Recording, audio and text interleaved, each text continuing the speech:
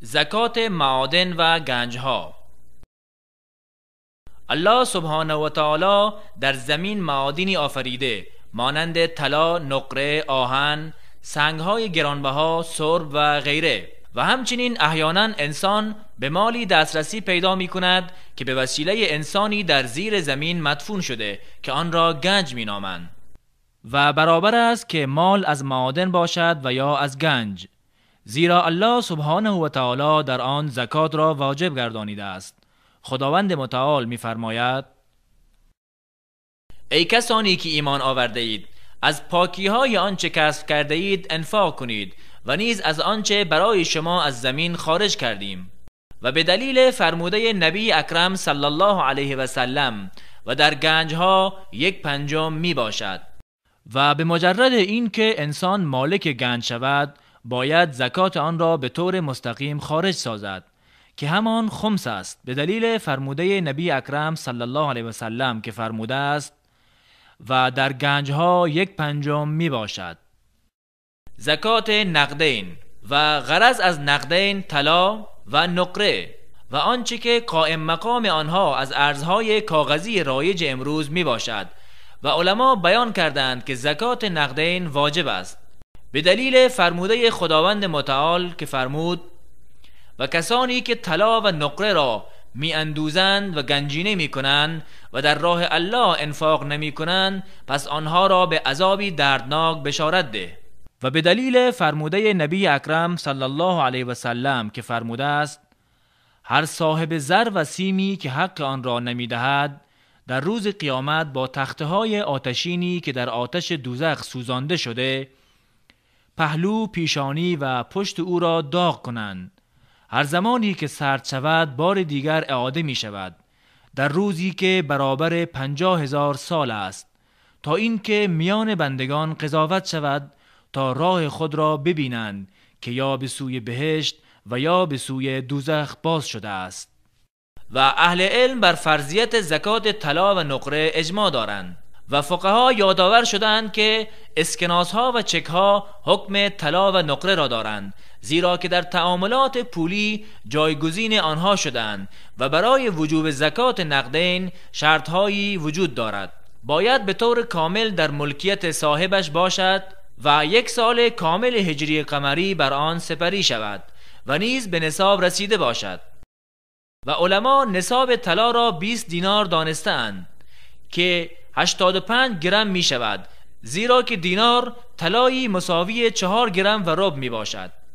اما نصاب نقره 200 درهم یا 595 گرم است، زیرا 1 درهم نقره‌ای برابر است با 2,975 گرم.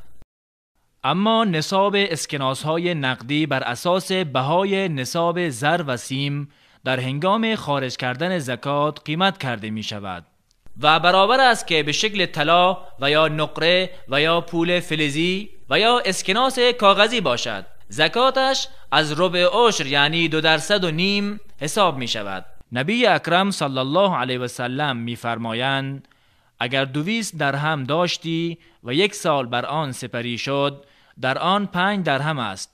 در طلا تا به 20 دینار نرسد چیزی نیست. هرگاه صاحب 20 دینار شدی و 1 سال بر آن سپری شد، در آن نیم دینار است. هرچه اضافه شد به همین حساب می باشد. و اگر کسی مالک طلا و نقره بود ولی هر یک از آنها به نصاب نمی رسید، رأی راجح آن است که در آن زکات نیست. از طلا به تنهایی زکات می دهد و از نقره نیز مانند آن. برای تکمیل نصاب یکی با دیگری یکجا نمی شود، زیرا که 2 جنس مختلف می باشند. هیچ دلیلی برای یکجا کردن یکی با دیگری به خاطر تکمیل نصاب نیامده است. و به دلیل فرموده آن حضرت صلی الله علیه و سلم که فرموده است: در کمتر از 5 اوقیه زکات نیست. و کسی که میان طلا و نقره جمع کند در کمتر از 5 اوقیه نقره نیز زکات را واجب می داند. اجماع علما بر آن است که 1 اوقیه مساوی با 40 درهم می باشد. زکات زیورالات.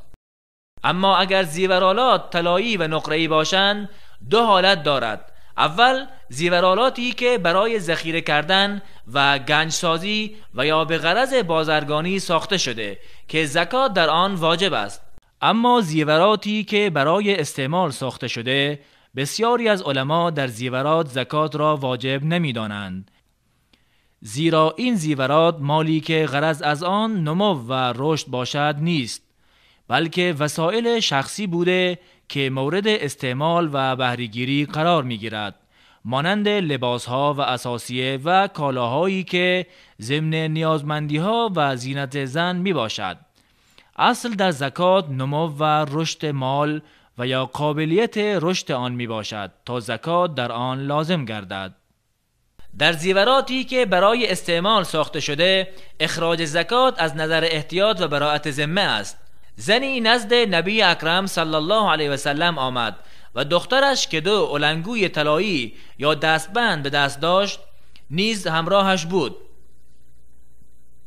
آن حضرت صلی الله علیه و سلم به او فرمودند آیا زکات آن را می دهی؟ گفت نه. فرمودند آیا خوشحال می شوی که الله تعالی به سبب آن 2 دستبند آتشین برایت در روز قیامت بگرداند؟ گفت آن 2 را از دستانش کشیده به سوی نبی اکرم صلی الله علیه و سلم انداخته و گفت این 2 برای الله عزوجل و رسولش صلی الله علیه و سلم باشد.